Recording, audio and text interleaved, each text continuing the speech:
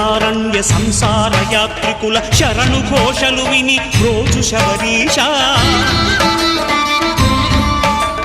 పాపాలు దోషాలు ప్రక్షాళనము చేయు పంపా నదీ తీర ఎరుమే నివాస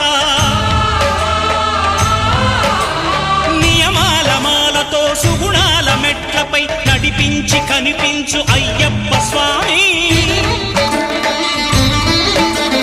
మకర సంక్రాంతి సజ్జోతివై అరుదెంచి మహిమలను చూపించు మణికంఠ స్వామి